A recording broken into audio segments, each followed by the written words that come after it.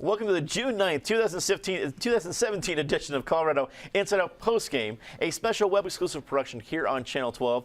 Let's get a quick take on President Trump nominating Colorado Supreme Court Justice Allison to the 10th U.S. Circuit Court of Appeals this week to replace Justice Neil Gorsuch. While the nomination must still be approved in the U.S. Senate, if Ide moves to the 10th, Governor Hickenlooper will have the opportunity to nominate a fourth justice to the Colorado Supreme Court. Patty Calhoun from Westward, this seems like a big deal because the fourth justice that Hickenlooper can name, it's out of 7. The Colorado Supreme Court only has 7 seats. That seems like a pretty big thing for Hickenlooper's legacy. What do you think? Well, let's not forget that Hickenlooper has already appointed a Republican to the Supreme Court, so he is not just a partisan appointer there.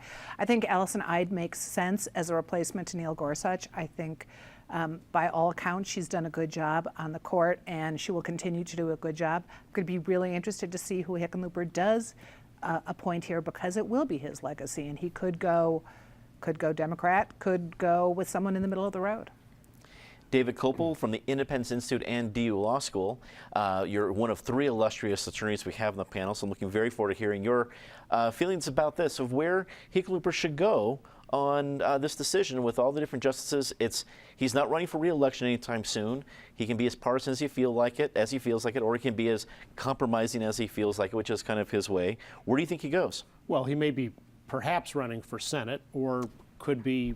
I mean, everybody's running for president for 2020, and he's certainly as qualified he's more qualified than the celebrity candidates, and would be again a possible vice president. But as Patty said, his Colorado Supreme Court appointments have been more moderate than those by his Democratic predecessors, such as Governor Romer or Ritter, and so hopefully he'll follow in that line.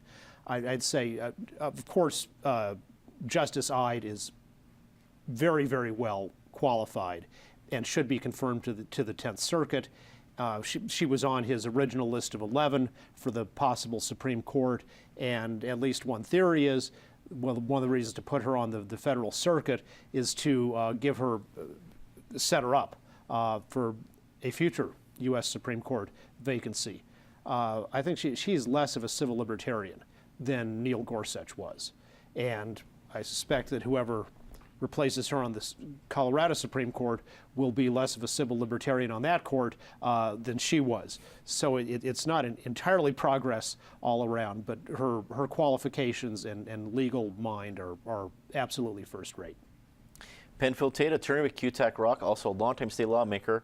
So as looking at state government, looking at the state Supreme Court, what kind of balance does it need? I mean, I think we talk about it's easy in this day and age to be so polarized about liberal and conservative. It has to be this way, and we win or they lose or we lose. But if the Supreme Court's really to do their job right, what kind of balance needs to be there, and where should Hickenlooper go for, at least theory-wise, for it to strike that balance? That's an interesting theory that you have in terms of how appointments are made, but I think it's wholly inaccurate. Not the first time it's been that way. Governor Hickenlooper, as David suggests, is running for something. It just hasn't been announced yet. The question is, what does he want his legacy to be as governor of Colorado, and what does he want to signal about himself moving forward? I agree with what you've heard. Justice Ide is going to be confirmed to the 10th Circuit.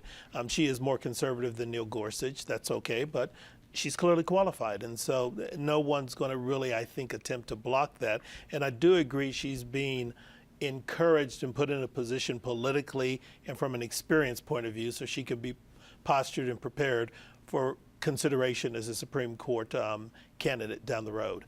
Where Governor Hickenlooper goes, I don't know. Governor Romer years ago surprised us by appointing a Republican to the state Supreme Court. He happened to be the first African Americans appointed to the Supreme Court, in Greg Scott. So you never quite know. Governor Hickenlooper has shown that tendency to cross party lines. So I just don't know where he's going to go.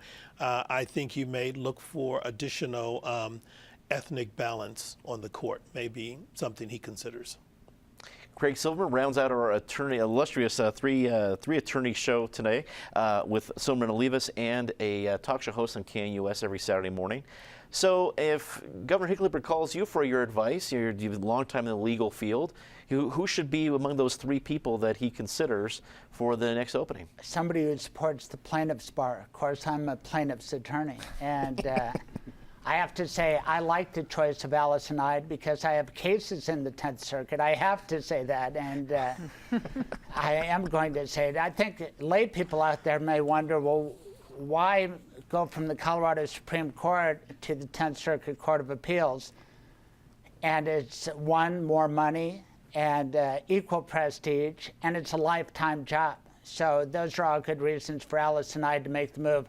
I sincerely like the choice because Allison Ide is affiliated with my alma mater, the CU Law School. She taught there for many years. She taught torts, con law, and legislation. And it helps in the Trump administration to be part of the Federalist Society. She's been active in that. That was an organization formed in 1982 at law schools to challenge liberal orthodoxy. And some people think it started on the East Coast, but Tim Timkovich, who's the chief judge of the 10th Circuit Court of Appeals, said he started it at CU Law School before then, and I believe him. Well, that is all the time we have for Colorado Insider Postgame this week. Leave us a comment. Tell us what you think. For everyone here at CPT12.org, I'm Dominic Dezzutti. Thanks for watching.